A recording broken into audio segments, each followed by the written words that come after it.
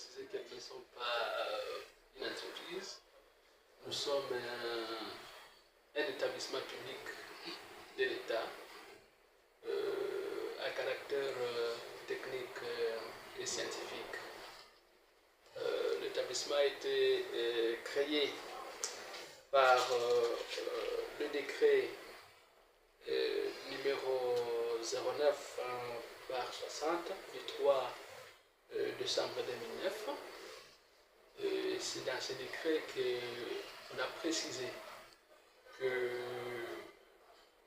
la régie a comme objet social l'aménagement et l'entretien des voies de navigation. En quelque sorte, la sécurité de la navigabilité sur les cours d'eau intérieurs. Là, on voit le fleuve, les rivières, ainsi que les lacs. L'année passée, le chef de l'État a signé une ordonnance présidentielle instituant un conseil d'administration.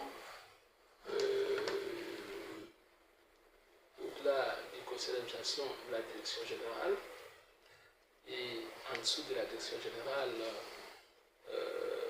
il y a les agents, donc les cadres supérieurs, les cadres de collaboration, et ainsi de suite. Donc, voilà un peu l'organigramme de notre... écoutez, quel genre de mesures? Je vous ai dit que nous sommes chargés de l'entretien et de l'aménagement des voies de navigation.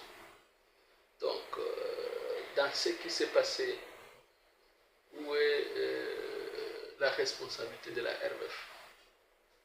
Nous ne sommes pas chargés de vérifier les chargements des bateaux. Nous ne sommes pas chargés de vérifier la compétence du conducteur. Nous ne sommes pas chargés de vérifier l'état technique du bateau. Nous ne sommes pas autorisés même de constater s'il y a eu, disons, surchargement, si le bateau est défectueux. Non, ça, ce n'est pas notre travail. Pour l'instant, je vous informe que nos équipes sont sur place uniquement pour faire quoi? L'unique mesure que nous, comme RVF, nous allons prendre, et ce que nous sommes en train de prendre, sur le bateau qui a échoué, qui est sous l'eau, c'est d'y placer un signal, un bouée, qui peut indiquer à l'autre navigant qu'en dessous, là où il va passer, il y a une unité qui a coulé. C'est ce que nous faisons. C'est pour aviser qu'en dessous de ce lieu, il y a un danger quelconque. Pour permettre à quelqu'un d'autre qui n'est pas au courant, qui ne peut pas être aussi au courant parce que le bateau est totalement sous l'eau, de ne pas échouer sur cette unité-là. C'est ça notre travail. La sécurisation de la navigabilité.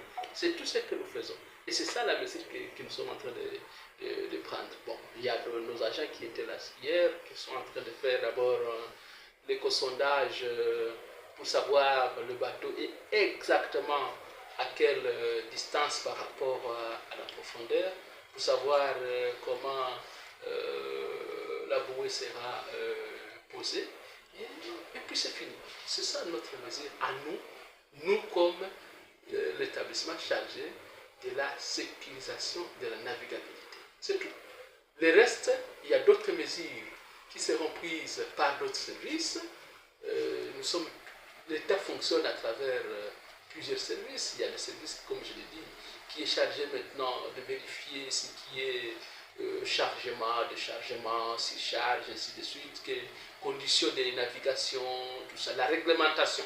S'il faut parler ainsi, le respect de la réglementation. Il y a un service qui est chargé de cela. Ce service va prendre des mesures, même au niveau de l'administration, au niveau de l'intérieur, il y a des mesures qui seront prises. Au niveau de notre ministère des Transports et Communications, des mesures ont déjà été, certaines mesures ont déjà été prises, notamment la poursuite judiciaire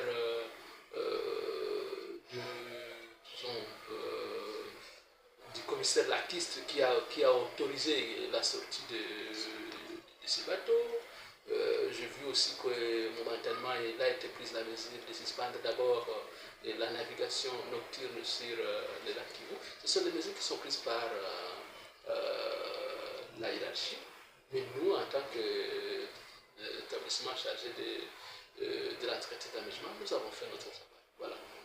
Nous regrettons ce qui est arrivé. La vie humaine est sacrée. Ce sont des citoyens, ce sont des Congolais, ce sont des humains qui sont partis. Nous pouvons que les regretter, nous tous. C'est un incident malheureux pour notre pays. Ce sont des mamans qui se battaient pour ne fût-ce que nourrir leurs enfants qui ont péri. C'est tout. Donc, ce sont pas, ce sont des citoyens qui dans l'objectif de se débrouiller pour subvenir aux besoins de leur famille, ils sont partis comme ça. C'est regrettable. C'est horrible même. Donc, qu'est-ce que nous pouvons lui dire? Le message, c'est un message de compassion. De dire que leur pays ne les abandonne pas. L'État congolais est à côté d'eux. L'État congolais regrette cet incident. Et comme je l'ai dit tout à l'heure, l'État congolais va nécessairement sévir et punir sévèrement tout celui qui aura commis une faute dans un sens ou dans un autre, et pour que des cas pareils ne puissent plus revenir dans notre pays, que ça ne puisse plus arriver. Merci beaucoup. Merci.